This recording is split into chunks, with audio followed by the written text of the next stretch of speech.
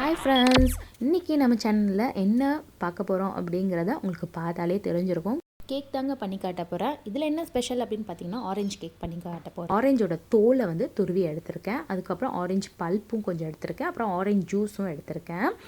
இதெல்லாம் எடுத்து ரெடி பண்ணி நம்ம வந்து ஃபஸ்ட்டே ரெடி பண்ணி வச்சுக்கலாம். அதுக்கப்புறம் முட்டையை பீட் பண்ணி எடுத்துக்க போகிறேன். முட்டையில் உள்ள வெள்ளைக்கரு மட்டும் நம்ம தனியாக எடுத்துக்கலாம். இதுக்கு வந்து எத்தனை முட்டை எடுக்கிறேன் அப்படின்னு பார்த்தீங்கன்னா 3 முட்டை அளவில் எடுத்து நல்லா பீட் பண்ணிக்க போகிறேன். மஞ்சக்கருவை மட்டும் தனியாக நம்ம செப்பரேட் பண்ணிக்கலாம். முட்டை வந்து ரொம்ப வெடுக்கடிக்காமல் இருக்கிறதுக்காக அந்த வெள்ளைக்கருவில் இருக்கிற அந்த ஒயிட் பார்ட்டிகல்ஸை மட்டும் நான் ரிமூவ் பண்ணிக்கிறேன். அதுக்கப்புறம் இதை வந்து நல்லா பீட் பண்ண ஆரம்பிச்சிடுங்க. நல்லா பீட் பண்ணி ஓரளவுக்கு ஃப்ளஃபியாக எக்கு வந்ததுக்கப்புறமா இதுக்கப்புறம் சுகர் சேர்த்துக்கலாம். இதுக்கு மொத்தமாக எவ்வளோ சுகர் சேர்க்குறேன் அப்படின்னு பார்த்தீங்கன்னா 1 கப் அளவுக்கு சுகர் சேர்த்துருக்கேன். இது வந்து நான் வீட்டிலையே பவுட்ரு பண்ண சுகர் வந்து கரெக்டாக 1 கப் எடுத்திருக்கேன். இதை வந்து 3 தடவையாக நம்ம பிரித்து கொஞ்சம் கொஞ்சமாக ஆட் பண்ணி இந்த முட்டையோடு சேர்த்து நல்லா பீட் பண்ணிக்கோங்க. முட்டையும் சுகரும் நல்லா சேர்ந்து நல்லா ஃப்ளஃபியாக வர வரைக்கும் நல்லா பீட் பண்ணி எடுத்துக்கோங்க.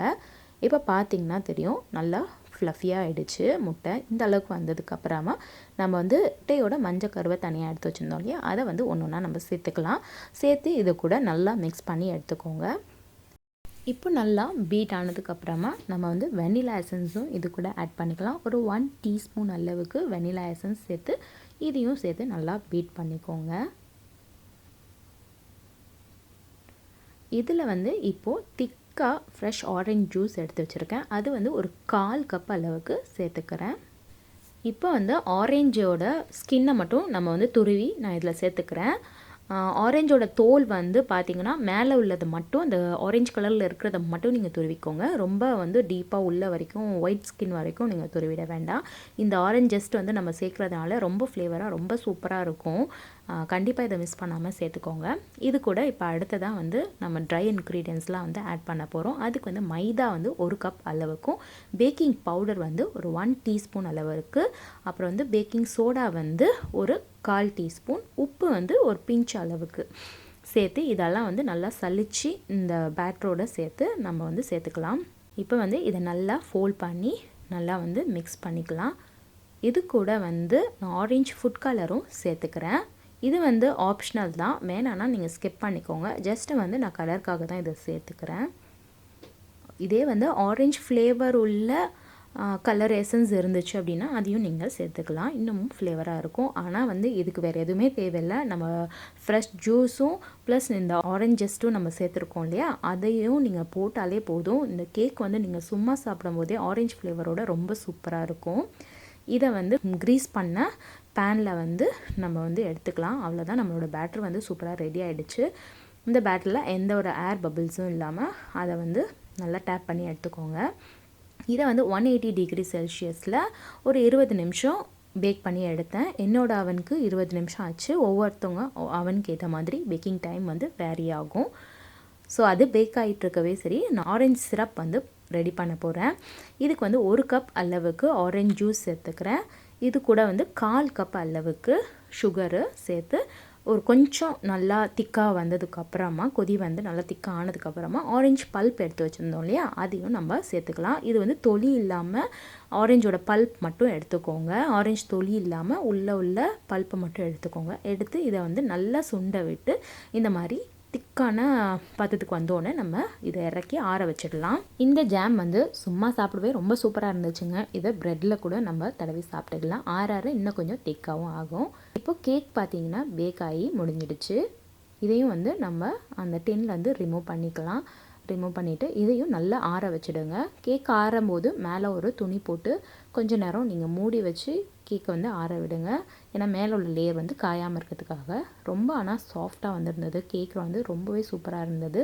நம்ம கேக் வந்து ஐசிங் பண்ணுறதுக்கு முன்னாடி நீங்கள் ஃப்ரிட்ஜில் வச்சுக்கிட்டா, நல்லா ஆறுனதுக்கப்புறம் ஃப்ரிட்ஜில் வச்சா கூட ஐசிங் பண்ணும்போது ரொம்ப ஈஸியாக இருக்கும்.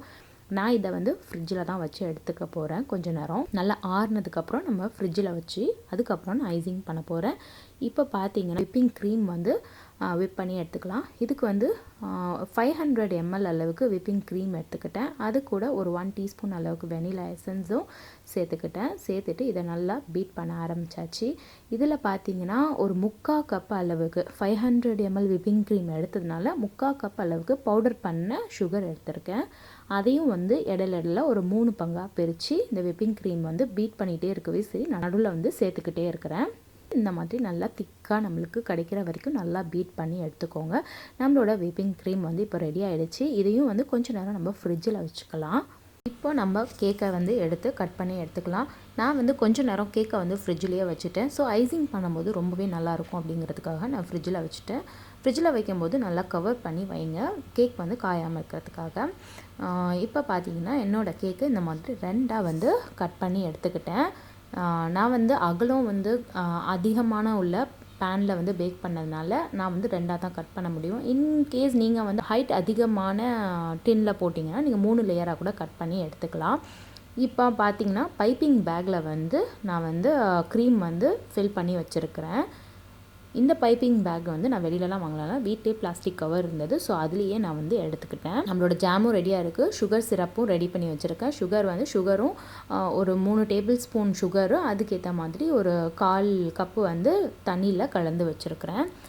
இப்போ வந்து கேக்கை ஒன்று நம்ம வந்து லேயர் பண்ண வேண்டியது தான், அவ்வளோதான். சுகர் சிரப் வந்து ஃபஸ்ட்டு நீங்கள் கேக்கில் வந்து ஸ்ப்ரெட் பண்ணிக்கோங்க ஈவனாக எல்லா பக்கமும். அதுக்கு மேலே நம்மளோட க்ரீமை வந்து ஸ்ப்ரெட் பண்ணிக்கலாம். அதுக்கு மேலே நம்ம ரெடி பண்ணி வச்சுருக்கிற ஆரஞ்ச் ஜாமும் வந்து ஸ்ப்ரெட் பண்ணிக்கோங்க. அடுத்த லேயரும் நம்ம அதே மாதிரி செஞ்சுக்க போகிறோம். இந்த க்ரீம்லாம் செஞ்சு தான் இந்த கேக் சாப்பிட்டா தான் நல்லாயிருக்குமா அப்படின்னு கேட்டிங்கன்னா, வெறும் கேக்கே நீங்கள் செஞ்சு சாப்பிட்டாலே ரொம்ப சாஃப்டாக, ரொம்ப ஃப்ளேவராக, ரொம்ப டேஸ்ட்டாக இருந்தது. கண்டிப்பாக இந்த கேக்காச்சும் ட்ரை பண்ணி பாருங்கள் அப்படின்னு தான் சொல்லுவேன். ரொம்ப ஸ்பாஞ்சியாக வந்துருந்தது கேக்கை. நான் சொன்ன மாதிரி மெஷர்மெண்ட்டில் நீங்கள் கரெக்டாக பண்ணிங்கன்னா இதே மாதிரி உங்களுக்கும் கேக் கிடைக்கும்.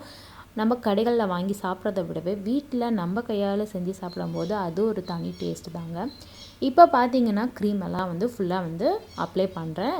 மேலே வந்து எல்லாமே ஈவனாக வந்து அப்ளை பண்ணிக்கோங்க. இதே மாதிரி சைட்ஸு எல்லாமே வந்து அப்ளை பண்ணிக்கோங்க. அதுக்கு மேலே பார்த்தீங்கன்னா டிசைன்ஸ் வந்து கொடுக்குறேன். இதுக்கும் பைப்பிங் பேக்கில் கொஞ்சம் கலர் மட்டும் இதுக்கு சேர்த்தேன். அதே விப்பிங் க்ரீம் தான். இதில் வந்து ஆரஞ்சு கலர் மட்டும், ஃபுட் கலர் மட்டும் நான் ஆட் பண்ணிக்கிட்டேன்.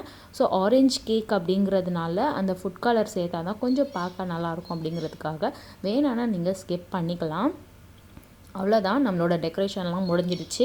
மேலே கொஞ்சம் ஸ்ப்ரிங்கிள்ஸ் வந்து தூவி விட்டுக்க போகிறேன். ஆக்சுவலாக நான் ஃபுல்லாகவே இந்த கேக் ஃபுல்லாகவே இந்த மாதிரி ரோஸ் மாதிரியே தான் ஃபுல்லாகவே போடணும் அப்படின்னு இருந்தேன். என் பையன் பக்கத்தில் இருந்துட்டு என் பேர் எழுதுமா அப்படின்னு சொல்லிகிட்டே இருந்தான். சரி, அதனால தான் நடுவில் வந்து ஒரு ஸ்பேஸ் விட்டுட்டு பிள்ளைங்க பேரை மட்டும் எழுதியிருந்தேன். பிள்ளைங்க பேரும் கடைசியாக என்னோடய ஹஸ்பண்ட் நேமையும் நான் வந்து இந்த கேக்கில் எழுதியிருந்தேன். இப்போ பார்த்தீங்கன்னா தெரியும், கட் பண்ணவே சரி கேக் வந்து எவ்வளோ சூப்பராக இருக்குது, எவ்வளோ சாஃப்டாக இருக்குது அப்படிங்கிறது உங்களுக்கே தெரியும். ரொம்ப சூப்பராக இருந்துச்சு. டேஸ்ட்டும் ரொம்ப நல்லா இருந்தது. அந்த நடுவில் வச்சுருந்த ஜாமும் சரி அதோடு சேர்த்து சாப்பிடும்போது ஒரு லைட்டாக ஒரு புளிப்பு டேஸ்ட்டும் இருந்தது. ஆரஞ்சு நம்ம சேர்த்துருக்கோம்ல, ஸோ அந்த ஆரஞ்சு கேக்கில் உள்ள ஃப்ளேவர், அந்த ஜாமோட புளிப்பு எல்லாமே சேர்த்து சாப்பிடும்போது ரொம்பவே சூப்பராக இருந்துச்சு. அந்த க்ரீமோட டேஸ்ட்டோடு சேர்த்து ரொம்ப சூப்பராக இருந்தது. கண்டிப்பாக இந்த கேக்கை ட்ரை பண்ணி பாருங்கள். பிடிச்சிருந்தா லைக் பண்ணுங்கள், ஷேர் பண்ணுங்கள். எங்கள் சேனலை சப்ஸ்கிரைப் பண்ணாமல் இருந்தீங்கன்னா சப்ஸ்கிரைப் பண்ணிக்கோங்க. தேங்க்யூ.